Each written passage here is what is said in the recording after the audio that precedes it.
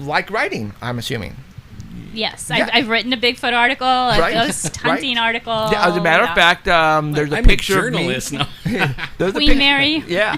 And you had an idea for a story, and so tell us about this. Tell us about this book. So I'm in church, and I am watching a lady that we had dinner with one night, and she was saying I used to be 5'2", eyes of blue, and apparently she was quite a looker. And she's now very elderly, and she's just really struggling to get to her seat. And I'm just watching her, and I'm trying to imagine her being 5'2", eyes of blue, and and I'm really looking at her, thinking, well, what would it be like if she was like that? And then I'm starting to look at everybody, and I'm trying to imagine everyone. Well, what would it be like if everyone was like that? And I just started playing with the idea in my head. I thought, well, that'd be kind of an interesting story because it would change everything. It would change how you are individually, it change families, it would change culturally, globally, I mean, everything. Everything would change with that. So what I did was I couldn't figure out how to make that happen. I couldn't figure out, well, how would you write a story where everyone is the same age? You need a catalyst to make that happen. And so what I do is I read the books that my kids are reading in school so that I can discuss them with them. And my older son, RJ, was reading the Epic of Gilgamesh. Oh, wow. Which was the... From school? Yes. Like doing that in school? Yeah, Wow. it was the first fictional story that's been discovered. It was written on tablets, and they didn't find all the tablets. So they've What if written... it's not fictional? Exactly. So somehow I knew You know you what? would say Elizabeth that. actually said that about. I mean, she like hit it right on the head. She actually said, "Well, continue on." Okay, so I'm reading it, and at the kind of towards the end of it, it has this comment about if you go into the river and you find the thorny plant and you cut your hand on it, you will receive the youth that you're looking for. And I just thought, oh my gosh, that's it. That's how I can make it happen. So I just went from there. And once I had that, it all just clicked into place. And so the main character is Gil for Gilgamesh, and he's on the Siddhartha, that book from Hermann Hesse about the Siddhartha's always searching for the truth, and so I thought that was an appropriate name for his boat. And he's a treasure hunter in the ocean, and he cuts his hand on a plant in the ocean, and he's rejuvenated to 27. So he's trying to figure out how did that happen. He's trying to hide it. He realizes he's a treasure hunter, and he's just found like the treasure of all time, so he's trying to deal with that. Of course, then word gets out, and then people are trying to get it, so there's this whole villain who's after it. He's billionaire, and he's the little guy, and so he's trying to fight the odds, and so the story goes through. It's in 3 different sections. The first section is really what happens individually to people as that happens. His dad does it. Well, his dad is kind of faded off into the sunset, and is kind of ready to die and everything, and he talks his dad into doing it, so his dad starts changing, and it kind of just talks about mentally, like he gets jumped and he doesn't fight back, and it's because mentally he's still thinking that he was the age he was. And so we kind of play with that, mentally, getting used to being back at an age that you used to be. Because you're like all frail now, right? In your mind, because you're frail. Right? Exactly. So I play a lot with that as fun. This whole chase is going on. So that's book 1, is the individual things that happen, relationships that happen, and then book 2 is and it's all within one book. One book, right? So the second section is more what happens globally, because it changes everything. What happens? Your athletes don't leave. So, and you have all these new athletes coming. So what happens? Do you have 2 leagues? Do you have a league that's transformed and a league that's not? I mean, so it plays with all these different things that would happen. Politicians don't leave. Business people don't leave. So there's not this natural way that things are. So then it would kind of go back to like pre-flood, where everybody lived like 900 years or something. And except there's a lot more of us now, right?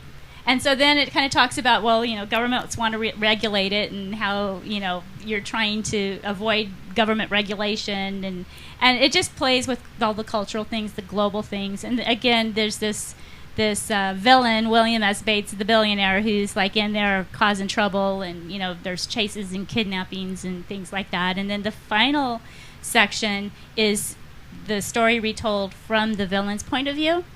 And then you kind of get him, and you realize, everything you kind of thought is upside down, and it just twists everything. So it was really fun to write, but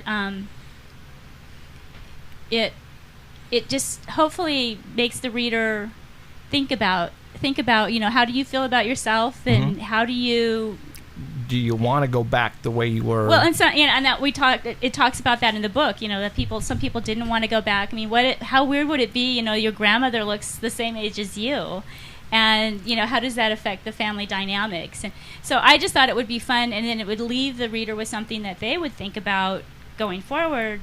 Well, that would be interesting. And have your grandpa stealing your girlfriend. Seriously. Go out partying with her, Wasn't there a Twilight Zone episode where... Kick the can. Kick the can, yes. Yes, I remember that. Yep. That was a cool episode. Yep. And they ended up being children. Yeah. They were children. Yeah. And everybody didn't want to go, but the older gentleman is the only one who went. The adventure decided to stay. Yeah, the player, I think he was. Yeah. That was a long time ago, but I still remember that. That's Fountain of Youth, right? Right. I mean, the Bible talks about it, right? Yeah, and then there's the alchemist with the they say they can turn the gold into a white powder, and that's what the aliens are after, to turn it into so that they can live forever type thing. I haven't heard about aliens. We have no aliens or Bigfoot in this book. Yeah, well, I think it's time to change that. Second book. Maybe the next one, yes. The light, the aliens are looking for the Fountain of Youth in Fresno. Oh, there is a spaceship, though. We do have a spaceship in there. Oh, you do? Yeah. You'll have to read the book to find out how I placed it, but...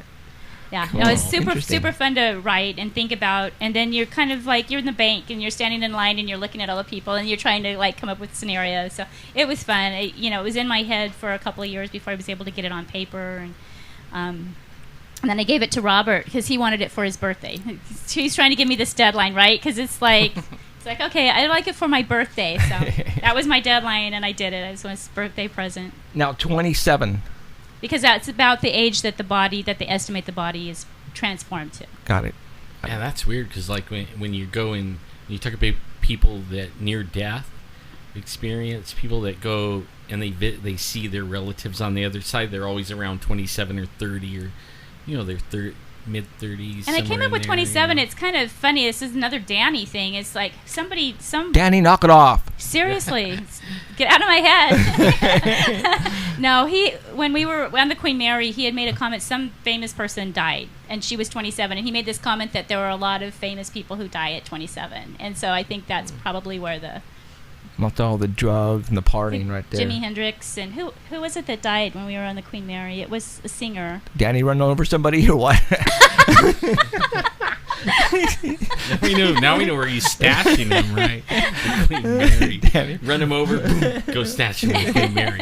Oh, jeez. Sorry, Danny. The book's available on Amazon and Barnes & Noble. Okay. It's available. Now, I think we got a couple books we're going to give away. We'll give. I know, right? So we'll give them away a little bit later. Where's the irony there? Since the Polyacks have got to be like one of the all-time winningest book. No kidding. On your show. Yes.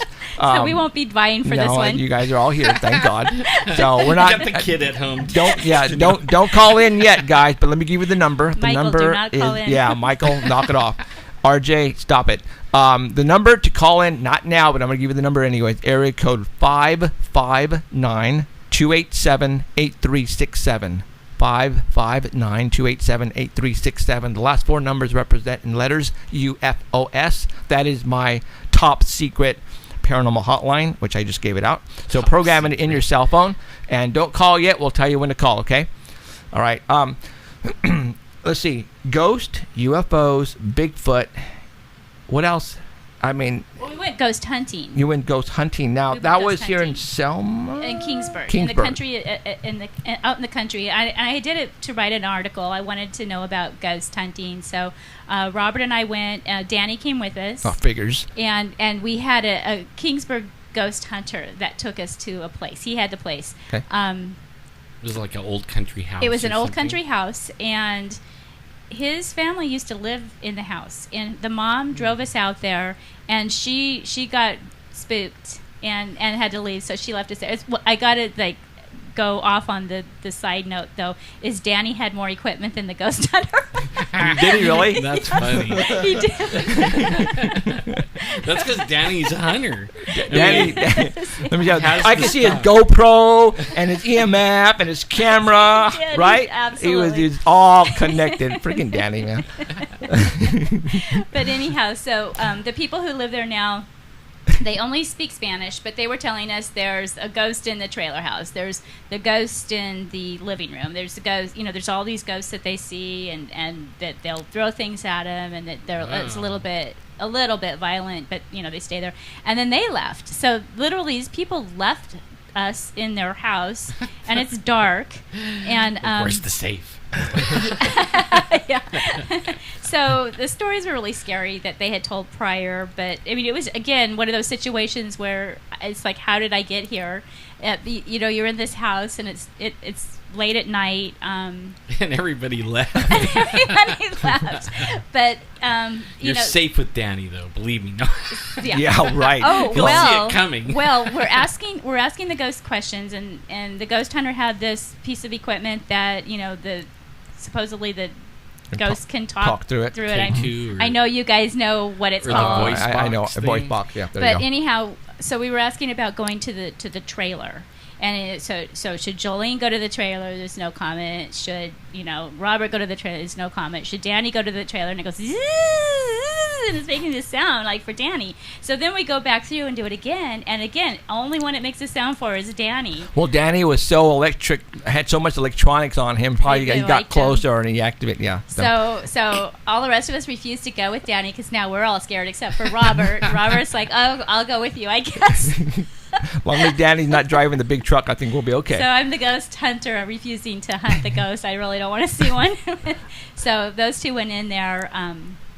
I think at one point Danny felt like something might have brushed his shoulder, but that was it. There was no inexperience. But I mean, honestly, you're just out there and it's scary. So I wrote this article, and then I started getting calls from people with their ghost stories because now I'm the ghost story expert, right? Mm-hmm. Even though I've just done this one article on it, and some of the stories were just hecka scary. I mean, this one woman was talking. She thought it was her house, which it was not her house.